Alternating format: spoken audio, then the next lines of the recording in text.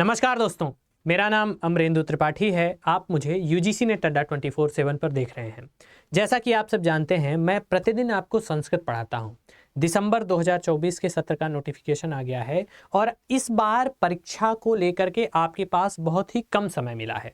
ऐसी स्थिति में जब मैं सिलेबस बार बार पढ़ाने के बाद, बार बार पढ़ने के बाद जो कुछ बिंदु आप सबसे निकल करके आए, कुछ ऐसे विषय मुझे मिले जो पिछले 5 साल के पेपर के आधार पर मुझे लगा कि बार बार परीक्षा में पूछे जाते हैं, उन्हीं पर बात करने के लिए, उन्हीं विषयों को आपके साथ साझा करने के लिए आज मैं जुड़ रहा हूं।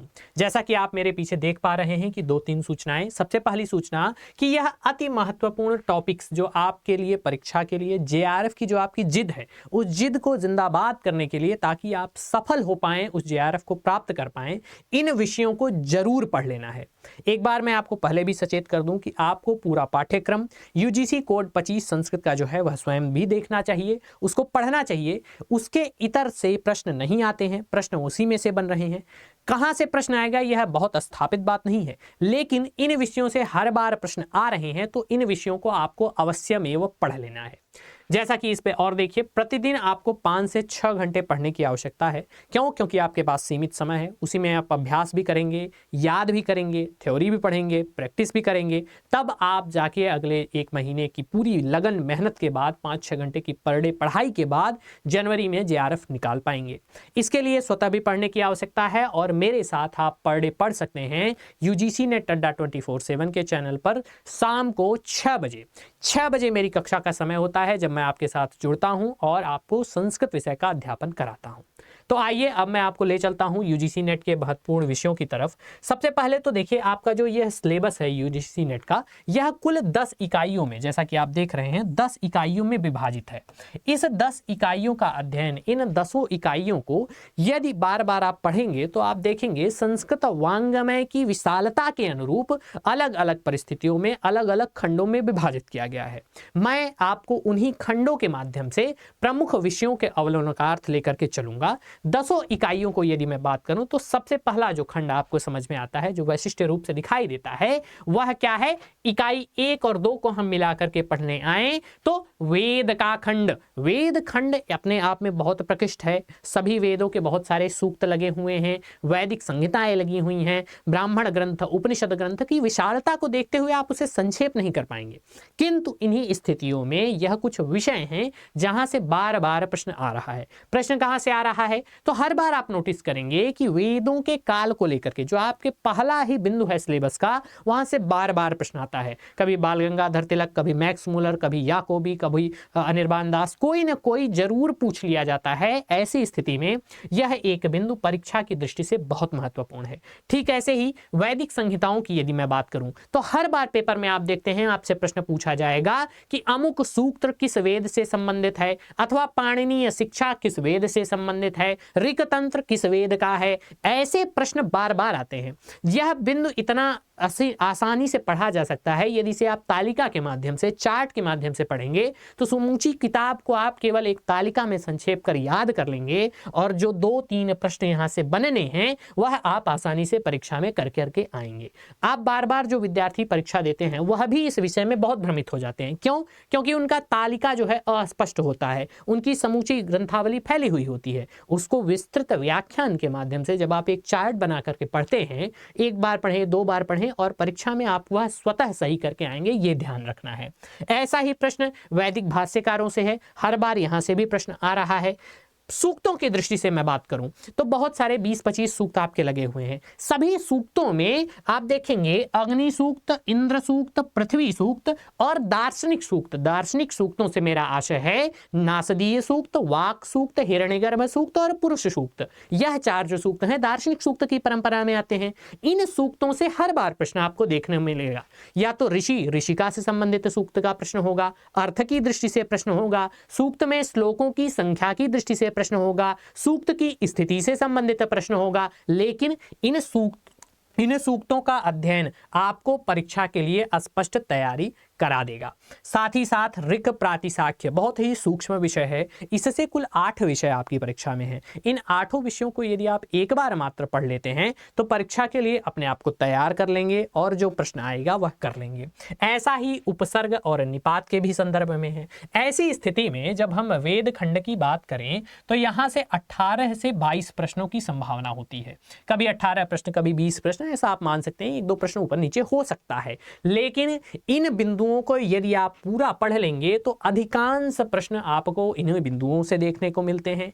अन्य विषय जो लिखा हुआ है यह वैशिष्ट है, क्यों? क्योंकि निरुक्त का प्रश्न, पहले निरुक्त से बहुत प्रश्न आते थे, लेकिन गत 2 संस्करणों से मैं देख रहा हूं कि निरुक्त का जो प्रश्न आता था वह वापस वैदिक संहिताओं के अंदर आ गया है, वहां से प्रश्न आने लगा है।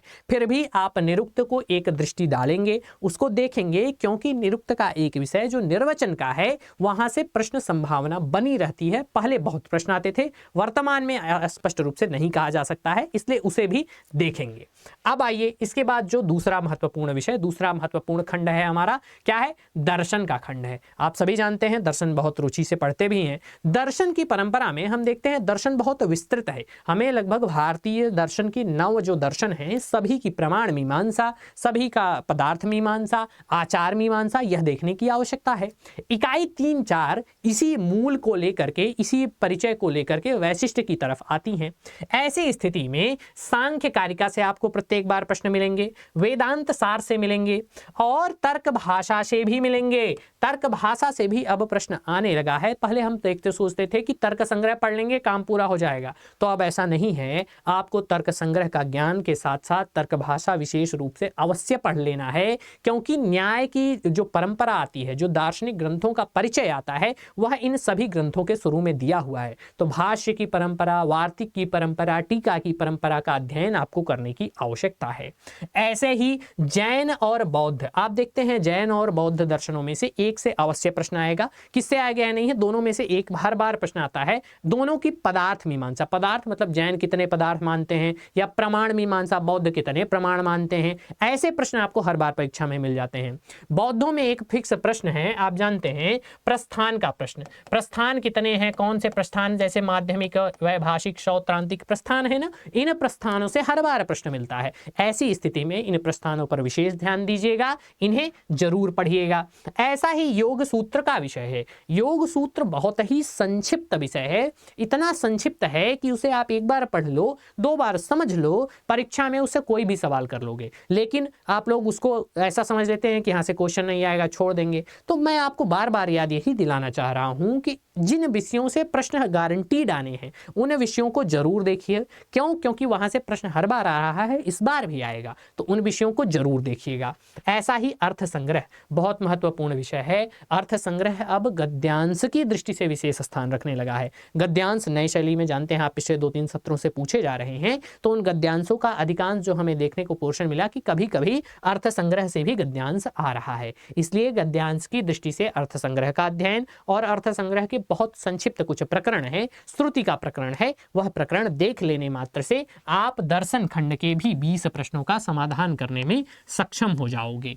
तो इन सभी विषयों को आप दर्शन खंड में अवश्य देखिए।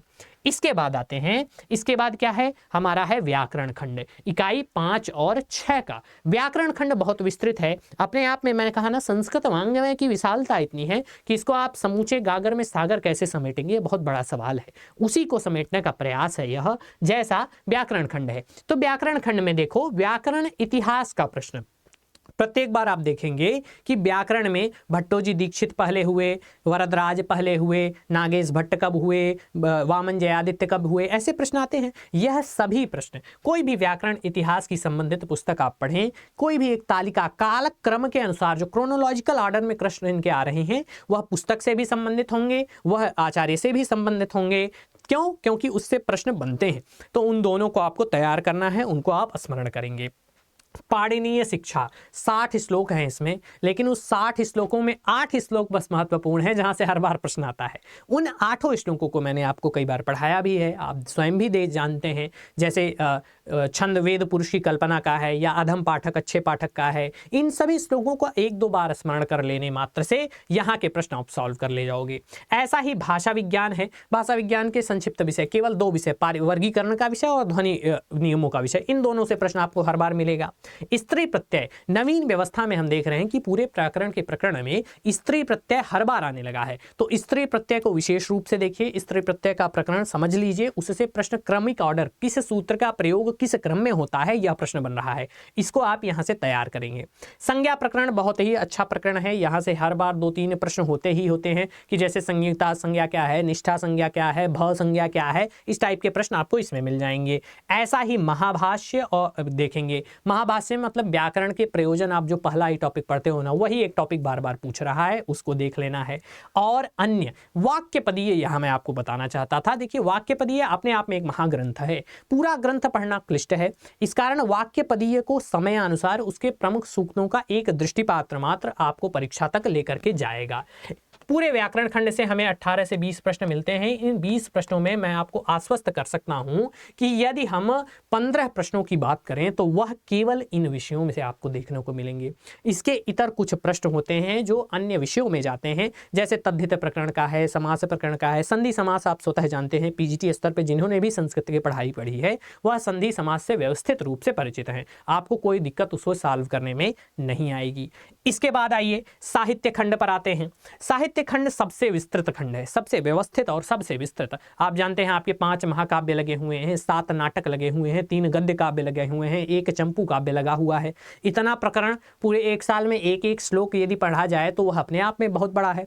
ऐसी स्थिति में उसका संक्षेपीकरण बहुत आवश्यक था, इसीलिए मैंने एक बिंदु आपसे अलग से लिखा कि आपको यह स्वतः तैयारी करना है। क्या है बिंदु? कि प्रमुख श्लोकों पंक्तियों को जरूर याद करना है। प्रत्येक यह जो 11 एकादश मैंने आपको 7, 5, 12, 3, 15, 1, 16 नाम बताए, इन 16 की प्रमुख पंक्तियों की सूक्तिका बना लीजिए। एक तालिका बनाई, एक पेज पर रघुवंश की सभी प्रमुख पंक्तियां लिख ली और उनका बार बार पाठ करके कंठस्थ किया। संस्कृत में परंपरा है ना कंठस्थीकरण की, याद करने की, स्मरण करने की, बोल बोल कर पाठ करने की। जैसे आप श्लोक याद कर लेते हैं ऐसे ही इन प्रमुख पंक्तियों प्रमुख श्लोकों को याद कर लेंगे तो परीक्षा में जो बार बार सवाल आ जाता है, कोई भी प्रवाल, जैसे न सर्वम खलु जानति, कोई है ना पंक्ति है बार बार पूछी जाती है, तो आप इसका उत्तर दे पाएंगे कि यह किस महाकाव्य की, किस नाटक की, कहां से ली गई पंक्ति है। इसका समाधान यह है। इसके इतर कुछ विषय गूढ़ से गूढ़तम जानने वाले हैं, जैसे साहित्य इतिहास। हर बार आप देखते हैं प्रश्न आता है परीक्षा में कि भास के बाद कालिदास हुए या अश्वघोष के पहले कालिदास हुए या भवभूति कब हुए या शूद्रक कब हुए, इस तरीके के प्रश्न हर बार आते हैं। क्रोनोलॉजी हर जगह आप देखिए, दर्शन में भी क्रोनोलॉजी मिलेगी, व्याकरण में भी मिलेगी, साहित्य में भी मिलेगी, वेद में भी मिलेगी। तो किन चीज इनको याद करने का सबसे सरल तरीका क्या है? हमें क्रमशः याद करते हुए चलना है। एक तालिका बनानी है जिसमें हमें इनका समय, इनका स्थान, इनकी रचनाएं और इनका व्यक्तित्व कृतित्व एक जगह लिखते हुए बनाए हुए याद करना है, ताकि आपको परीक्षा तक सब याद हो, भ्रम न हो, बीच में कंफ्यूजन नहीं होना है। पाश्चात्य काव्य शास्त्र, मात्र 3 काव्य शास्त्री लॉन्जाइनस, क्रोचे और अरस्तु आपके पेपर में लगे हुए हैं और यह बहुत सटीक है। इन तीनों का कृतित्व आप याद कर लीजिए, हर बार एक प्रश्न आपको यहां से मिलेगा और वह समाधान आप कर लेंगे। कादंबरी को आप देखिए तो मैंने आपको विशेष रूप से पता है यह क्या लिखा है, क्योंकि जैसा गद्य की परंपरा आप देख रहे हैं, 5 प्रश्न गद्य से अब गद्यांश रूप में आने लगे हैं, 2 गद्यांश आते हैं, तो एक जो गद्यांश साहित्य से आता है उसकी बहुत हद तक संभावना होती है कि वह कादंबरी प्रकरण जो सुकनाशोपदेश आपका लगा हुआ है वहां से आ जाए। तो इसको विशेष रूप से पढ़िएगा, शब्दशः इसका अध्ययन कर लीजिएगा, अर्थ जान लीजिएगा। लक्ष्मी का प्रकरण बहुत महत्वपूर्ण है, वहां पर उसे देख लीजिएगा, वहां से आपको गद्यांश की संभावना बहुत अधिक बढ़ जाती है। साहित्य दर्पण बहुत महत्वपूर्ण काव्य शास्त्रीय ग्रंथ, काव्य प्रकाश, साहित्य दर्पण 2 लगे हुए हैं। अब तक काव्य प्रकाश से प्रश्न आता है, लेकिन इस बार मुझे संभावना पूरी लगती है कि साहित्य दर्पण से प्रश्न आएगा, क्योंकि यह अल्टरनेट चल रहा था। साहित्य दर्पण कभी आता है, कभी काव्य प्रकाश आता है, तो पिछली बार काव्य प्रकाश आया है, तो बहुत हद तक संभव है कि आपसे साहित्य दर्पण से प्रश्न आए। ऐसा ही छंद और अलंकार का है, हर बार देखते हैं आप छंद और अलंकार से एक प्रश्न आता था, इस बार 2 प्रश्न आए हुए थे, तो यह नियत है आना। और कितने 19-18 छंद हैं, 19-20 अलंकार हैं, इनको एक बार आप पढ़ लीजिए। छंद की गणना आपने सीख ली, अलंकार पहचानना सीख लिया, तो समझिए आप 2 प्रश्नों के साथ यूजीसी नेट का पेपर शुरू कर रहे होंगे, तो इसे जरूर करेंगे। 10 रूपक का प्रकरण बार बार देखते हैं आप, नाटक से संबंधित पंच संधियां क्या हैं, पंच कार्यावस्थाएं क्या हैं, ऐसे प्रश्न आते हैं। और यह प्रश्न कहां से आ रहे हैं? 10 रूपक से आ रहे हैं।